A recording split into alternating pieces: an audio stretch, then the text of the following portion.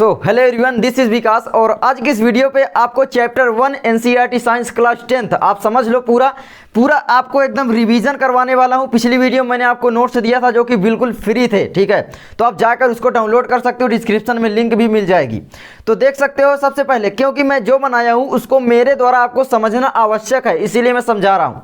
बिल्कुल आसान तरीका लगेगा, आपको लगेगा कि यार इतना आसान ये चैप्टर था, अभी तक तो मुझको कठिन लगता था, कैसे पूरा याद हो जाएगा, रट जाएगा, आप समझ लो बस, ठीक है।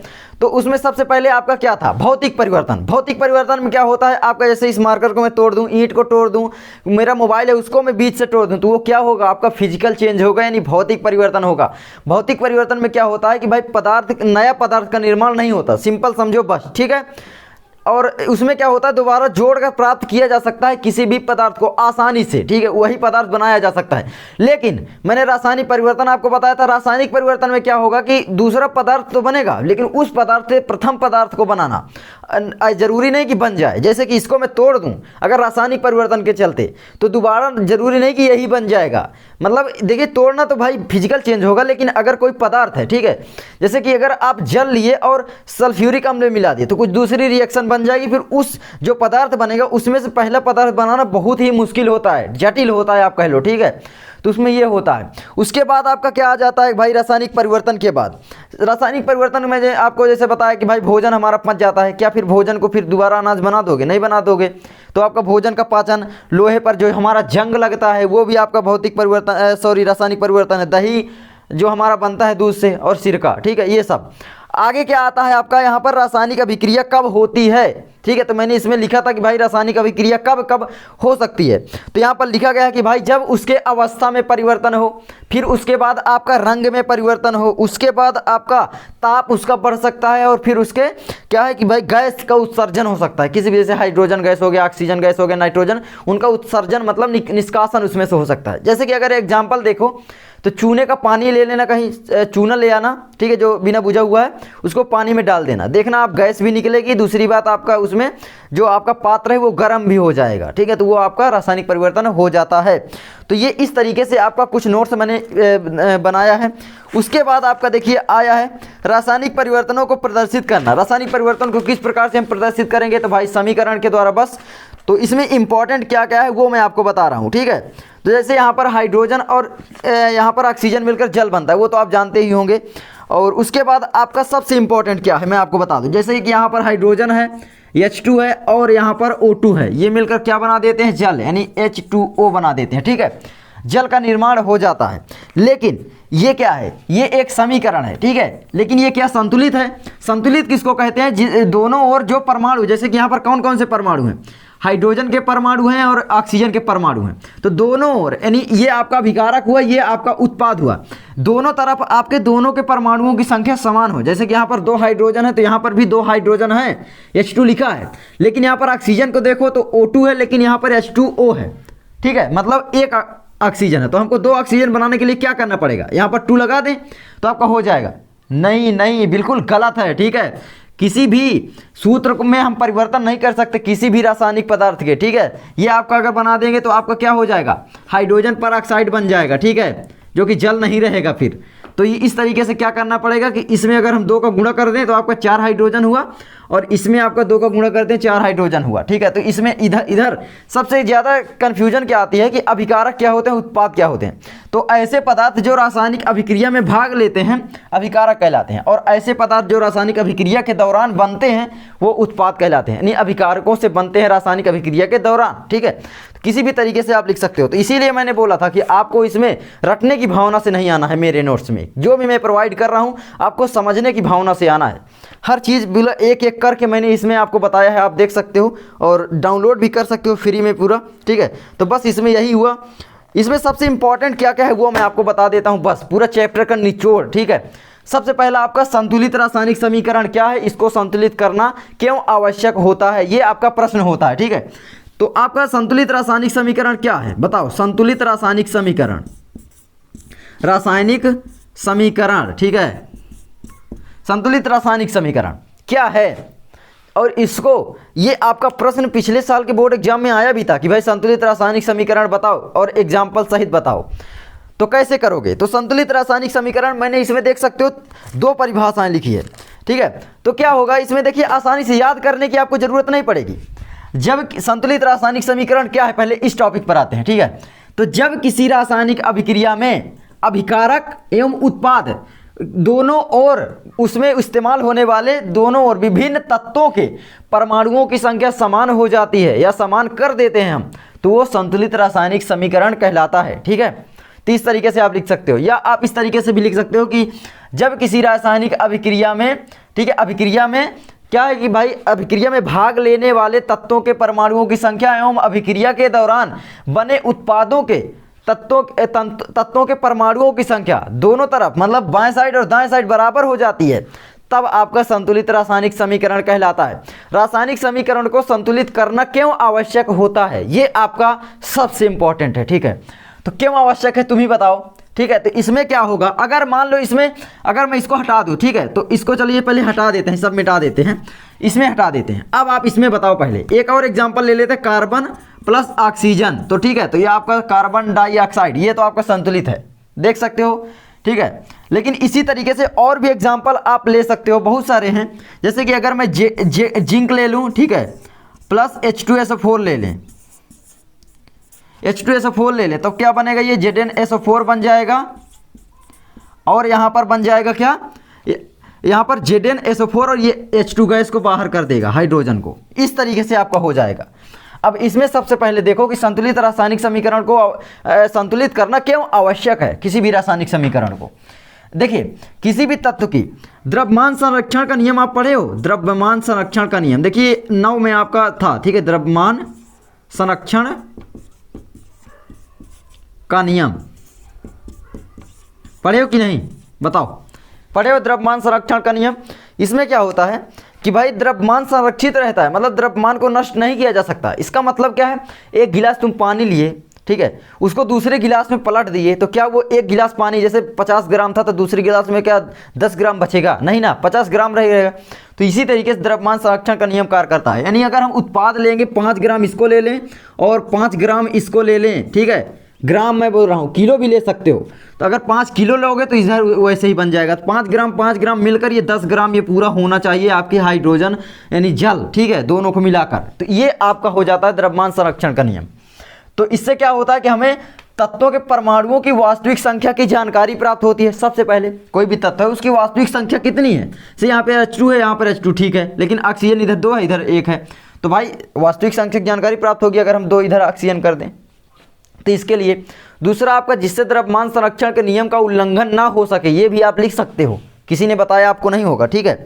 तो कोई भी तरीका है आप लिख सकते हो। तो मैंने इसमें लिखा था कि देखिए 2 परिभाषाएं, जब रासायनिक अभिक्रिया में भाग लेने वाले तत्वों के परमाणुओं की संख्या समीकरण के दोनों ओर बराबर हो जाती है तो उसे संतुलित रासायनिक समीकरण कहते हैं, वो मैंने आपको बता दिया। दूसरी परिभाषा भी मैंने लिखा था, जब रासायनिक अभिक्रिया में भाग लेने वाले अभिकारकों एवं उत्पादों की और, ठीक है, विभिन्न तत्वों के परमाणुओं की संख्या समान हो जाती है तो भी उसे संतुलित रासायनिक समीकरण कहते हैं। मतलब आपका ये यहाँ पर रिएक्टेंट हुआ और ये प्रोडक्ट, दोनों ओर परमाणु की संख्या समान हो। उसके बाद देखिए एग्जाम्पल ये आपका मैंने दे ही दिया था, H2 और O2 2H2O बन गया था। उसके बाद आपका रासायनिक समीकरण को संतुलित करना क्यों आवश्यक है, तो रासायनिक समीकरण को संतुलित करना इसलिए आवश्यक होता है ताकि विभिन्न तत्वों के परमाणुओं की संख्या समान हो और अभिकारकों तथा उत्पादों का द्रव्यमान समान हो। ये इसलिए, ठीक है, द्रव्यमान समान हो। तो एक प्रश्न आपसे बनाकर पूछा जा सकता है कि रासायनिक समीकरण को संतुलित करना किस नियम पर आधारित है, तो द्रव्यमान संरक्षण का नियम पर, ठीक है। तो ये भी आपका इंपॉर्टेंट है। अब आगे देखिए, मैंने इस नोट्स में जो भी इंपॉर्टेंट है उसको मैं बता रहा हूँ, ठीक है, और वैसे आप नोट्स पढ़ लोगे तो आपको आसानी से सब कुछ समझ में आ जाएगा, ठीक है। अब इसमें देखो रासायनिक अभिक्रिया के प्रकार, ये सबसे इंपॉर्टेंट है। कहीं भी पूछ सकता है कि भाई संयोजन अभिक्रिया बताओ, वियोजन अभिक्रिया बताओ, तो सिंपल एकदम बताता हूँ, आओ एकदम सिंपल समझो, बिल्कुल आसान तरीका है, कहीं भी तुमको जाने की जरूरत नहीं है, ठीक है। सबसे पहले आपका आ जाता है कॉम्बिनेशन रिएक्शन, यानी आपका संयोजन अभिक्रिया आप पढ़े होंगे, ठीक है। संयोजन, मैं अभिक्रिया नहीं लिखूंगा, संयोजन है आपका पहला। संयोजन में क्या होता है, संयोजन यहाँ पर देखिए क्या एक शब्द छुपा है, संयोग, ठीक है। संयोग का मतलब समझ रहे हो, जैसे मैं 2 और 2 जोड़ दूँ, 2 + 2, तो ये आपका 4 बनेगा, बनेगा कि नहीं बनेगा, ये बताओ, बनेगा ना दोस्तों, मित्रों, बनेगा ना। तो ये आपका हो गया, ठीक है। तो संयोग होगा, तो संयोजन अभिक्रिया बस यही इसी तरीके से है। ये आपका संयोजन अभिक्रिया ही हो रही है, जैसे H2 प्लस O2, ठीक है। तो ये आपका क्या बनाएगा H2O, ये आपका संयोजन अभिक्रिया ही हो रही है। A plus B plus C equal to ABC बनेगा कि नहीं, ठीक है। तो ये तीर का निशान लगाया जाता है। तो ये आपका हो जाएगा, मतलब संयोजन में क्या है, किसी भी तत्व के जो हमारे दो पदार्थ उपयोग हो रहे हैं वो संयोग करके किसी तीसरे पदार्थ का निर्माण करते हैं, वो एक पदार्थ होता है ठीक है।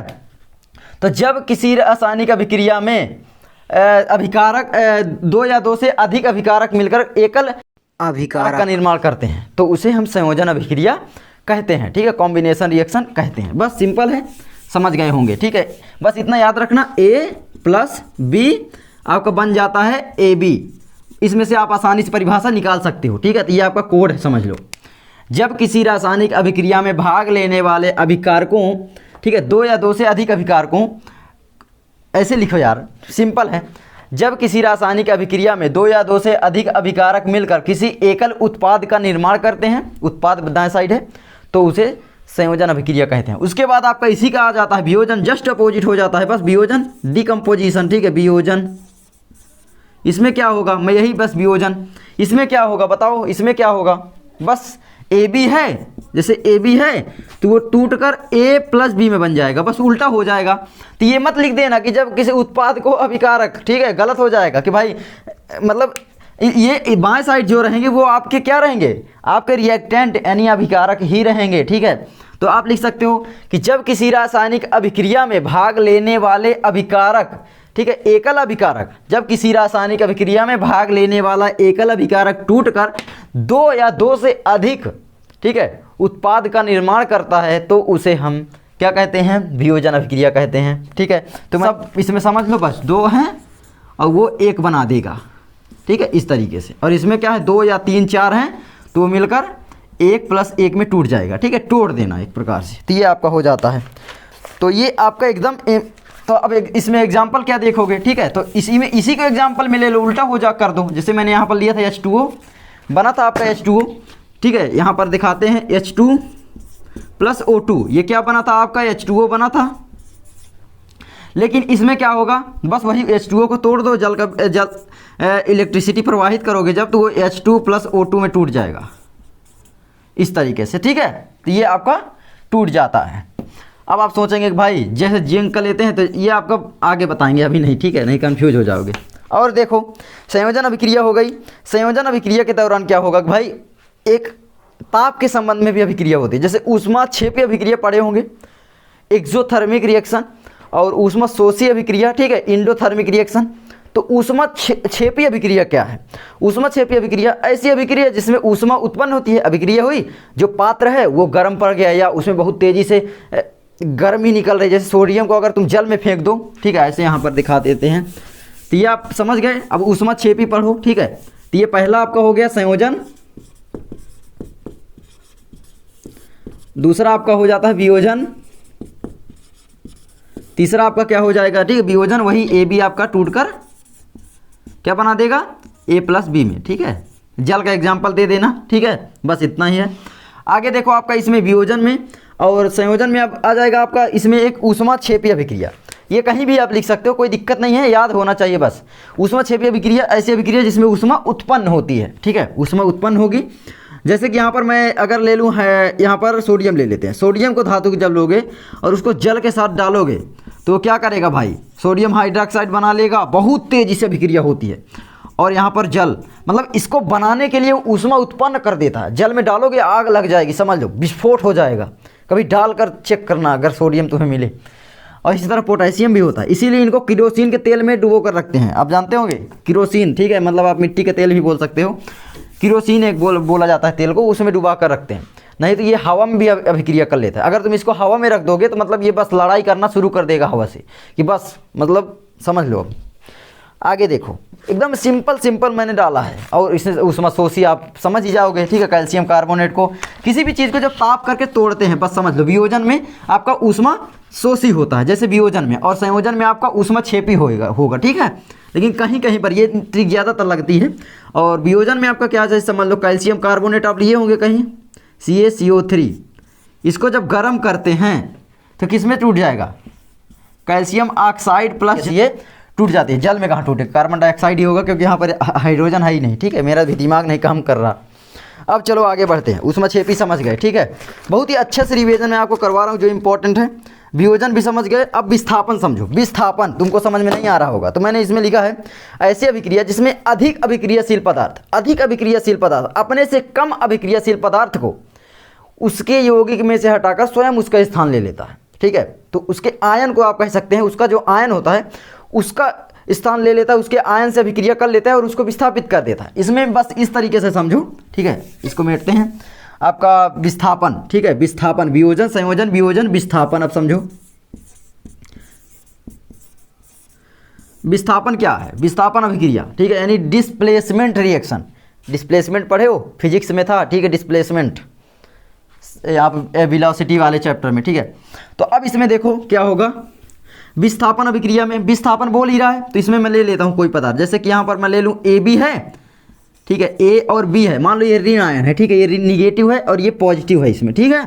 और ये C पदार्थ एक है, C इससे अभिक्रिया किया तो क्या बनेगा आपका, यहाँ पर हो जाएगा, जैसे कि यहाँ पर है A प्लस का है तो इसको हटा देगा, अगर ये अधिक अभिक्रियाशील है तब, ठीक है, तब क्या होगा, C B से अभिक्रिया कर लेगा, यानी क्या बना लेगा, CB प्लस A, ठीक है, ये बना लेगा CB प्लस A, और A आपका वही पॉजिटिव रहता ही है, आपका पॉजिटिव, और यहाँ पर CB ये निगेटिव रहेगा, ये पॉजिटिव रहता ही है।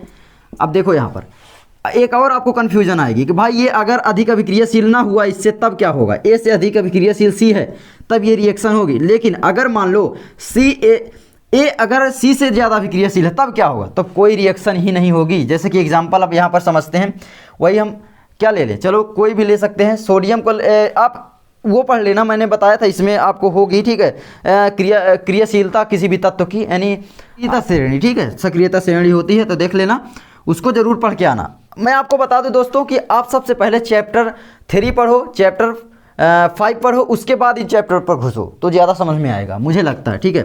अब देखो इसमें क्या होगा, जैसे कि मान लो C अधिक अभिक्रियाशील है कोई भी, जैसे कि यहाँ पर एक याद रखना, इसमें मैंने लिखा भी है पोटेशियम, ठीक है, उसकी अभिक्रियाशील ज़्यादा होती है सोडियम की, सोडियम, पोटेशियम, सोडियम, कैल्शियम और मैग्नीशियम, इतना ही बताते हैं, फिर नोट्स में है ये, ठीक है, 2 लेते हैं, सोडियम, कैल्शियम, मैग्नीशियम, एल्युमिनियम और फिर जिंक ले लेते हैं, जिंक, फिर उसके बाद आपका आयरन आ जाता है, ठीक है, Fe इधर, ठीक है, Fe आ जाता है। अब यहाँ पर क्या होगा, Fe आयरन। अब देखो जैसे कि यहाँ पर मैं ले लूँ आयरन सल्फेट, ठीक है, तो आयरन सल्फेट FeSO4 ले लें, इसकी अभिक्रिया करवाओगे किससे, मान लो जिंक से हम करवा दिए, जिंक अधिक अभिक्रियाशील है आयरन से, ठीक है, वेरी सॉरी, प्लस जिंक, ठीक है, तो ये आपका क्या हो जाएगा, यहाँ पर आपकी अभिक्रिया होगी, जिंक सल्फेट ये बनाएगा, ठीक है, ये जिंक इससे अभिक्रिया कर लेगा, ZnSO4 प्लस Fe, ठीक है, ये आपका हो जाएगा, देख सकते हो, इसने इससे रिएक्शन कर लिया और इसको भगा दिया, ठीक है, इसको भगा दिया, कम कमज़ोर है, कोई भी कमज़ोर होता है भाई अधिक शक्तिशाली आदमी भगा देता है, तो इसी तरीके से होता है, ठीक है। आगे कोई भी रिएक्शन इसमें बना सकते हो आसानी से देख कर अब, ठीक है, जैसे कैल्शियम को ले लो और मैग्नीशियम के साथ कर दो, कोई भी मैग्नीशियम का आयन ले लो, जैसे MgCl ले लें, चलो ले लें, MgCl2 बनेगा, ठीक है, वो मैंने पिछली वीडियो में सूत्र बनाना आपको बताया था। तो अब इसकी रिएक्शन करवाएंगे कैल्शियम से, मैग्नीशियम की कैल्शियम से, तो ये क्या बना लेगा, CaCl2 प्लस यहाँ पर बना लेगा Mg को भगा देगा, इस तरीके से आपका होता है। ये धातु के निष्कर्षण में अधिक काम आती है चीज़ें, ठीक है, जैसे कि अगर मैग्नीशियम क्लोराइड दे दिया और तुम्हें मैग्नीशियम प्राप्त करना है तो आसानी से अभिक्रिया करा दो, इनसे हो जाएगा, तो कोई भी इसमें से कर सकते हो आसानी से, ठीक है। तो ये समझ में बहुत सारे लोगों को नहीं आता है, तो मैंने सोचा आपको बता देते हैं, हर चीज़ एक चीज़ बता दिया। देखिए इसमें होता क्या है, ये एक बात और होती है, मैं भी कन्फ्यूज रहता था, तो मत रहना कि भाई इसको पहले लिखें या इसको, जैसे कि अगर मैं यहाँ पर लिखा हूँ कि भाई हम इस तरीके से भी लिख सकते हैं Ca प्लस MgCl2, उसके बाद हम इसको इधर लिख दें Mg प्लस CaCl2, दोनों सही हैं, कहीं पर भी लिख सकते हो, प्लस वाले चिन्ह के इधर उधर कितने भी पदार्थ हैं चेंज कर सकते हो, नो डाउट, ठीक है। तो आप समझ जाना। अब चलिए देखते हैं विस्थापन के बाद क्या होगा। तो एग्जाम्पल आप लिख सकते हो इसमें से, ठीक है, यही आपका काम आएगी। ये सबसे ज़्यादा श्रेणी काम आती है, इसीलिए मैं आपको बोल रहा हूँ कि आप सबसे पहले चैप्टर 3 को पढ़िए और 5 को पढ़िए, ठीक है, उसके बाद इसमें आइए। अब देखो इसमें क्या आएगा, ये चैप्टर 3 में है, आप देख लेना, सक्रियता श्रेणी है, ठीक है। तो ये आपका सक्रियता श्रेणी हो जाता है, पेज नंबर आपका 50 में है, आप देख लेना, ठीक है, मैंने उसमें लिखा भी अध्याय 3 पेज नंबर 50। अब देखो विस्थापन अभिक्रिया हो गई, संयोजन, वियोजन, विस्थापन, और उसके बाद द्विविस्थापन आपने पढ़ा होगा। द्विविस्थापन, इसमें क्या होगा, द्विविस्थापन, राइटिंग नहीं बन रही तो सॉरी। द्विविस्थापन में क्या होगा, देखिए द्विविस्थापन में क्या होता है कि कोई भी दो तत्व ले लो, उनके दोनों के निगेटिव आयन के साथ दोनों हों बस, ठीक है, दोनों आयन निगेटिव और विपरीत आयन हो। जैसे कि यहाँ पर मैं ले लूँ एक MgCl2 ले लेते हैं, और यहाँ पर एक ले लेते हैं जिंक, ठीक है, प्लस जिंक सल्फेट ले लेते हैं ZnSO4, इनकी दोनों की रिएक्शन करवाते हैं। तो ये क्या करेगा, अदला बदली आयन की कर लेंगे। अब इसमें आयन कौन कौन से आप जानते होंगे आयन कि भाई Mg जो है वो प्लस है, ठीक है, और यहाँ पर Cl जो है और Cl जो है वो माइनस में है, तो इसीलिए दो यहाँ पर लगा है, मैंने बताया भी था सूत्र बनाने वाली वीडियो में। इसमें Zn में +2 है, Mg में +2 है, ठीक है, और SO4 में -2 है, तो कोई दिक्कत ही नहीं, कट जाएगा। तो क्या बनाएगा, ये Mg जो है इससे अभिक्रिया कर लेगा और ये जो Zn है इससे कर लेगा। इस तरीके से अभिक्रिया होती है, मतलब आयनों का आपस में आदान प्रदान कर लेते हैं, नहीं अदला बदली कर लेते हैं। तो ये क्या बन जाएगा, तो यहाँ पर आप देख सकते हो, आसानी से लिख सकते हो, क्या बनेगा, यहाँ पर देखो आपका MgSO4 बना लेगा, यहाँ पर लिख देते हैं MgSO4 प्लस यहाँ पर MgSO4 ZnCl2, ठीक है। अब अपने से एग्जांपल दो इसको यूज करके सक्रियता श्रेणी में, जैसे कि सक्रियता श्रेणी और भी है, आगे देखिए मैंने लिखा था और आगे है। जैसे कि यहाँ पर हाइड्रोजन को ले लो, हाइड्रोजन जो है इनसे कम अभिक्रियाशील होता है सबसे, ठीक है, तो हाइड्रोजन को भी ले सकते हो। जैसे कि यहाँ पर ले लेते हैं, जैसे यहाँ पर चलिए ले लेते हैं किसी को भी, हाइड्रोजन के HCl ले लें, हाइड्रोक्लोरिक अम्ल, ठीक है, बहुत ही प्रबल होता है, इसको चखना उखना मत कभी, ठीक है, प्लस जिंक सल्फेट ले लो, ठीक है, ZnSO4। क्या होगा, मैं संतुलित अभी नहीं कर रहा हूँ, बताऊंगा आगे चल के वीडियो में, ठीक है। तो अब क्या होगा इसमें, ये आपका इससे अभिक्रिया करेगा और ये इससे करेगा, हर बार प्लस वाला आपका निगेटिव वाले से दूसरे वाले से कर लेगा, अदला बदली। ये आयन ही है, ये वाले आयन है, ठीक है, निगेटिव आयन, ये पॉजिटिव आयन।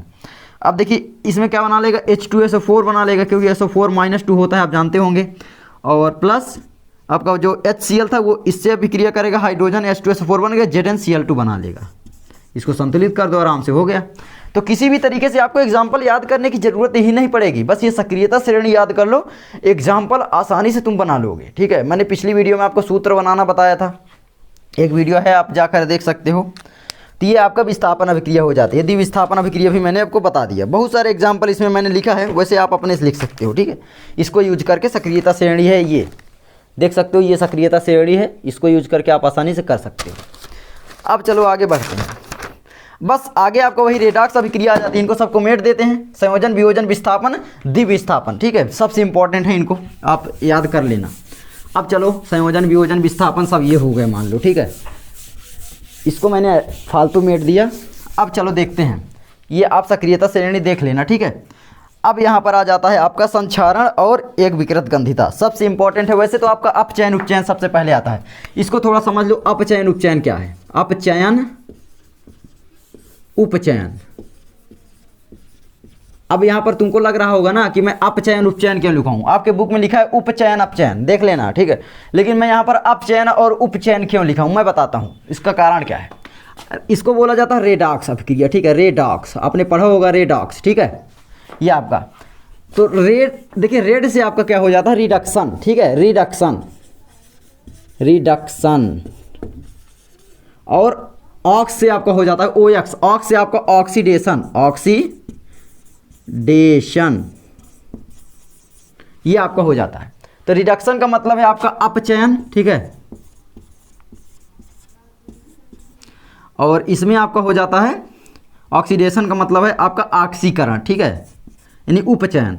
ऑक्सीकरण ये लिखा ही है तो मैं उपचयन लिख देता हूं, तो इंग्लिश भी आपको समझना चाहिए कुछ, उपचयन, ठीक है, ये आपका हो जाता है। अब इसमें देखो भाई, ठीक है, बहुत ही इंपॉर्टेंट है, बहुत ही इंपॉर्टेंट है। तो यहाँ पर देख सकते हो आपका ये है, अब इसमें क्या होगा, ऑक्सीकरण में बस मेन बात याद रखना, दो चीज़ें हैं। ऑक्सीकरण में जब ऑक्सीजन किसी तत्व में जुड़ता है तो वो ऑक्सीकरण कहलाता है। जैसे यहाँ पर अगर मैं एग्जांपल और भी देता हूँ, ठीक है, Cu प्लस H2O, ठीक है, CuO प्लस H2 हाइड्रोजन से अभिक्रिया करता है तो क्या बना लेता है, ये Cu प्लस H2O बना लेता है। यार ये हाइड्रोजन कापर से अधिक अभिक्रियाशील है ना, hydrogen copper mercury silver gold, आप देख लेना। तो इसीलिए ये इससे अभिक्रिया कर लेता है और इसको विस्थापित कर देता है। एक प्रकार से यहाँ पर विस्थापन अभिक्रिया भी हो रही है, ध्यान दो अगर यहाँ पर, तो विस्थापन अभिक्रिया हो रही है क्योंकि ये इससे अभिक्रिया कर रहा है, ठीक है, और इसको विस्थापित कर रहा है, ये देखो यहाँ पर। तो चलिए हम अपचयन उपचयन पर आते हैं। तो देखिए अपचयन उपचयन में क्या होगा, इसमें देखिए ऑक्सीजन, ये ऑक्सीजन से इसमें क्या बन रहा है, Cu बन रहा है, यानी इसका उपचयन अपचयन हुआ।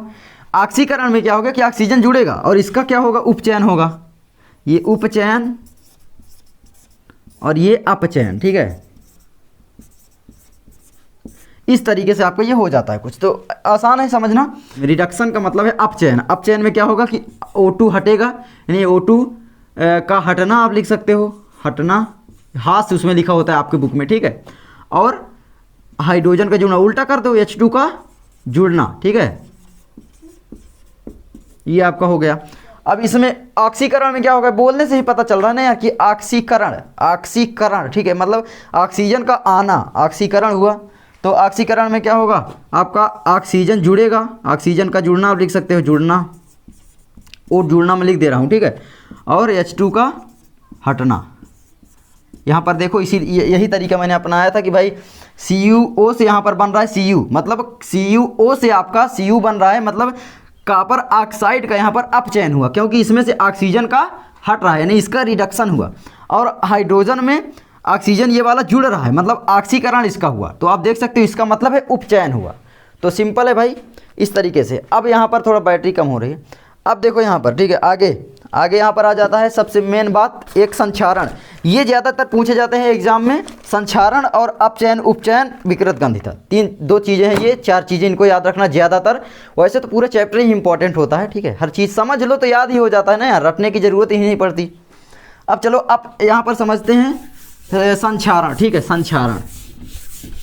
तो संक्षारण क्या होता है, संक्षारण बोलने से नहीं पता चल रहा है, संक्षारण मतलब कोई भी चीज़ है वो नष्ट हो जाना, उसका संक्षारण हो जाना, संक्षारित हो जाना। लोहे का भी देखो, लोहा में जंग लग जाता है, वो संक्षारण ही हो जाता है। मतलब उसमें क्या होता है, वो ऑक्सीजन से अभिक्रिया कर लेता है। मतलब देखिए कोई भी पदार्थ है वो जब वायु के संपर्क में आएगा, आर्द्रता के संपर्क में आएगा, आर्द्रता तुम आज तक शब्द का मतलब ही नहीं जानते होंगे, आर्द्रता का मतलब है नमी के संपर्क में आएगा। तो बुक में कुछ कुछ शब्द ऐसे होते हैं कि जिनका आपको अर्थ ही नहीं मालूम होता, तो अर्थ आप जरूर उनका ढूंढ लिया करो कहीं से भी। इसीलिए मैंने इस नोट्स में हर चीज़ इंक्लूड की है, हर चीज़ डाली है, ठीक है। तो आपका आर्द्रता, तो कोई भी चीज़ है जब वो ऑक्सीजन के संपर्क में आएगा, आर्द्रता के संपर्क में आएगा, ठीक है, नमी के संपर्क में आएगा, तो वो क्या होगा, संक्षारित हो जाएगा। मैंने इसमें लिखा है, देखिए, जब कोई धातु जल के संपर्क में आती है, आर्द्रता के संपर्क में आती है, या नमी के संपर्क में आती है, हवा के भी संपर्क में आती है, तो वो संक्षारित होने लगती है, जिसे उसका संक्षारण होना कहते हैं। वो नष्ट होने लगती है, यानी अपनी शक्ति खोने लगती है, ठीक है। जैसे लोहा है, पड़े पड़े नष्ट हो जाता है, आप देखते हो कि भाई वो सड़ गया, लोहा तो इतना मजबूत होता है, सड़ कैसे जाएगा। जैसे चांदी भी देखते हो तो चांदी में काले रंग की जो परत चढ़ जाती है, वो भी एक संक्षारण का ही रूप है। जैसे अगर चांदी है उसमें काले काले आप देखोगे कभी काले रंग की कुछ चढ़ जाती है एक परत, ठीक है, फिर उसको जलाओगे तो फिर वो पूरी चमकने लगती है, वो हट जाता है पूरा। तो ये चांदी में भी होता है, लेकिन बस ध्यान नहीं देते हो, ठीक है, ध्यान देना कभी तो पता चल जाएगा, चांदी में भी होता है। तो आपका संक्षारण समझ ही गए भाई। हवा है, हवा के संपर्क में आया कोई चीज़, आपके जल के संपर्क में आया, नमी के संपर्क में आया और वो नष्ट हो गया, उसको हम संक्षारण बोलते हैं, सिंपल भाषा है। तो जब कोई धातु हवा, नमी, आर्द्रता के संपर्क में आता है तो वो अपनी शक्ति खोने लगता है, यानी वो संक्षारित हो जाती है, जिसको हम संक्षारण कहते हैं। तो मैंने इसमें आसान परिभाषा लिखी थी कि भाई जब कोई धातु जल के संपर्क में आती है तो उसकी ऊपरी परत कमज़ोर हो जाती है, ठीक है। देखिए जल है, अम्ल के भी संपर्क में कोई चीज़ आ जाएगी, अम्ल जानते हो, जैसे तेजाब है, तेजाब के संपर्क में भी कोई चीज़ आ जाएगी तो संक्षारित हो जाती है। जैसे कि अगर लोहे को ही देख लो, अगर तुम H2SO4 यानी तेजाब को रख दोगे तो तसले में तुरंत जंग लग जाएगा, देख लेना कभी, ठीक है। तो वो तुरंत जंग लग जाएगा। अम्ल अगर तुम भर कर रख दो उसमें रात को, अगर देखते होंगे भाई बारिश के दिनों में, जब बारिश को दिन शुरुआती बारिश होती है तो वो अम्लीय वर्षा होती है, उसमें अम्ल होता है। तो भाई अगर उस टाइम आप देखोगे तो ज़्यादा जंग लगेगा। कोई भी लोहे का चीज़ पड़ा हुआ है उसमें तुरंत जंग लगने लगता है, क्यों? क्योंकि उसमें अम्ल ज़्यादा होता है और वो पानी भी होता है, हवा के संपर्क में भी होता है, तीनों रिएक्शन साथ में हो जाती हैं जिससे बहुत तेज़ी से जंग लगता है। तो इस तरीके से आपका संक्षारण भी हो जाता है। संक्षारण का मतलब क्या है आप समझो थोड़ा सा, ठीक है। जैसे कि यहाँ पर आपका आयरन है, आयरन से समझते हैं Fe है, प्लस आपका आ जाता है H2O, ये आपका सॉलिड है। ये आपका लिक्विड नहीं होता है, जल नहीं होता, ये वाष्प होता है, ठीक है। मतलब इसको आप लिख सकते हो वाष्प, ठीक है। वाष्प समझ रहे हो, लिक्विड नहीं रहेगा, ये गैस आप लिख सकते हो इसको, गैस, ये गैस के रूप में वाष्प गैस ही है। तो ये वाष्प जब लोहा पड़ा होता है ऊपर तभी ज़्यादा जंग लगता है। अगर तुम उसको ज़्यादा अगर जल में डाल ही दो तो वो जंग ही नहीं लगेगा, कहीं से रिएक्शन ही नहीं कर पाएगा। वाष्प से ज़्यादा जल्दी रिएक्शन करता है लोहा, ठीक है, जल से नहीं कर पाता। तो ये आपका हो जाता है, इससे अभिक्रिया करता है तो क्या हो जाता है, Fe2O3 बना लेता है और यहाँ पर कुछ हाइड्रोजन गैस को भी ये रिलीज करता है। अब आप सोचोगे कि भाई बहुत सारे लोग बोल रहे थे कि रिएक्शन कैसे बनाएं। थोड़ा सा ध्यान देने वाली बात है, जो भी पदार्थ हो उनमें से आप देखो बस कि भाई यहाँ पर हाइड्रोजन गैस ही तो निकलेगी। अब यहाँ पर दिया है ये और ये दिया है, यानी ये इससे रिएक्शन कर जाएगा, ये इससे, ये आपका फिर से सक्रियता श्रेणी आ गया। इसीलिए मैं बोल रहा हूँ चैप्टर सबसे पहले 3 पढ़ो, सक्रियता श्रेणी जरूर पढ़ो। तो ये आपका हो गया, ये आपका बन जाता है। ये क्या है आपका फेरिक ऑक्साइड है, फेरस ऑक्साइड, फेरिक ऑक्साइड, 2 होते हैं इसमें। तो ये आपका फेरिक ऑक्साइड है, ठीक है, फेरिक ऑक्साइड बन जाता है। तो ये लोहे में जंग लग गया। चांदी को ले लो तो चांदी जल्दी वैसे जंग लगता नहीं है, ठीक है, इसीलिए उसको ज़्यादा लोग खरीदते हैं। सोना में भी नहीं लगता है क्योंकि वो किसी लड़ाई ही नहीं करते, नो अभिक्रिया, किसी से अभिक्रिया ही नहीं करते। लेकिन यहीं पर अगर तुम सोडियम को ले आओ, पोटेशियम को ले आओ तो उसमें क्या होगा, उसको तुम अगर हवा में भी रख दोगे ना तो समझ लो जंग लग जाएगा और वो विस्फोट कर जाएगी पूरी तरह, एकदम जैसे लगेगा कि कोई बम फोड़ दिया। मतलब उसको रख दो, अगर पानी डाल दो, गड्ढा खोद के उसको डाल दो तो ना तो पूरा बम जैसे लगता है। तो ये आपका हो जाता है। तो ये इंपॉर्टेंट है थोड़ा सा। अब समझो विकृत गंधिता, विकृत गंधिता में सेम यही होता है। दोनों की परिभाषा एक चीज़ से बना सकते हो, इसीलिए बोलता हूँ समझ समझ कर पढ़ो। तो विकृत गंधिता क्या होगा, यानी रैंसिडिटी, ठीक है, रैंसिडिटी अंग्रेजी में बोलते हैं, अंग्रेज थोड़ी नहीं बनना। तो भाई आपका विकृत गंधिता क्या होगा, तो वही बस कि भाई 2 चीज़ याद रखो, तेल वाली चीज़ें, तैलीय पदार्थ, ठीक है। बस इसमें मैंने परिभाषा आपकी क्या डाली है, जब कोई वसायुक्त एवं तैलीय खाद्य सामग्री, वसायुक्त का मतलब क्या है, वसा किस में होता है, जो तेल वाली चीज़ें होती हैं, घी हो गया, तेल हो गया, सरसों का तेल ले लो, मूंगफली का तेल ले लो, किसी का भी तेल ले लो, वो वसा होता है उसमें। आप डीजल मत लेने लग जाना, बस इतना ही है, ठीक है। तो ये आपको हो जाता है। तो इसमें क्या होगा, जब कोई तैलीय सामग्री, बस इतना लिख सकते हो, जब कोई खाद्य यानी तैलीय खाद्य सामग्री, या वसायुक्त लिख सकते हो, जब कोई वसायुक्त पदार्थ हवा के संपर्क में आता है, हवा के, भाई उसको अब मिट्टी में थोड़ी नहीं गाड़ने लग जाओगे कि वो जल के संपर्क में आ जाएगा, हवा के ही संपर्क में आ सकता है, हवा ही घुस सकती है। कोई नमकीन बनाता है तो आप देखते हो कि नमकीन मतलब बदबू मारने लगती है, बहुत दिनों तक रखी रह गई। कोई भी चीज़ है, चिप्स ले लो, जब तक पन्नी में बंधा रहेगा, जो उसकी पॉलीथीन होती है पूरा पैक रहेगा, नहीं कुछ नहीं होगा, बहुत दिनों तक रखे रहते हैं, कुछ नहीं होता, जानते हो ना। लेकिन अगर उसको थोड़ा सा एक जाना किसी चिप्स में थोड़ा सा सुई से बस एक छेद कर देना, बस उसका काम तमाम हो जाएगा। मतलब उसमें कुछ दिनों बाद देखोगे तो बदबू मारने लगेगा, गंध आने लगेगी। क्यों होता है ऐसा, क्योंकि जो चिप्स वाली पैकेट होती है उसमें नाइट्रोजन गैस भरी जाती है। नाइट्रोजन गैस आप देखोगे उसमें गैस भरी होती है। बहुत सारे लोग बोलते हैं इसका वजन ज़्यादा बढ़ाने के लिए इसमें गैस भर देते हैं, नहीं, ऐसा नहीं होता, ये सब कन्फ्यूज़न है। उसमें होता क्या है कि नाइट्रोजन भर देते हैं जिससे ऑक्सीजन उसमें प्रवेश ही नहीं कर पाती है, और ऑक्सीजन प्रवेश नहीं करेगी तो वो विकृत गंधिता होगा ही नहीं उसमें, और वो पदार्थ खराब होगा ही नहीं, सिंपल सी बात है। इसीलिए फ्रिज में भी आपकी नाइट्रोजन होती है, आप जानते होंगे, फ्रिज जो है ठंडा करता भले है, लोग बोलते हैं बस फ्रिज में कुछ खराब ही नहीं होता, क्यों खराब होगा, जब उसमें नाइट्रोजन भरी है, वो ठंडा भी हो रहा है, क्यों खराब होगा, ठीक है। तो ये आपका होता है, समझ समझ कर पढ़ो। इसमें 2 शब्द आए आपके विकृत गंधिता में, एक है आपका वायु और एक है आपका वसायुक्त, मतलब तेल वाली सामग्री। आप अपने दैनिक जीवन में देखते ही होंगे, बहुत सारे लोग तो भाई रट्टा लगाने लग जाते हैं, मतलब यार रट्टा लगा लिए, तो ऐसे कुछ नहीं होगा। दो चीज़ समझो, दो वर्ड से पूरी परिभाषा बना लोगे।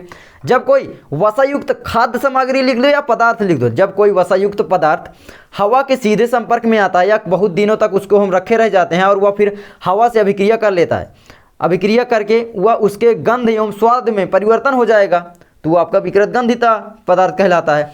उसमें भी उपचयन ही होता है, क्योंकि ऑक्सीजन से संपर्क करना उपचयन कहलाता है, और यहाँ पर ऑक्सीजन से ही संपर्क होता है। किसी भी चीज़ को ले लो, जिंक को ले लो, प्लस अगर ऑक्सीजन जोड़ोगे तो ये आपका बना लेगा ZnO,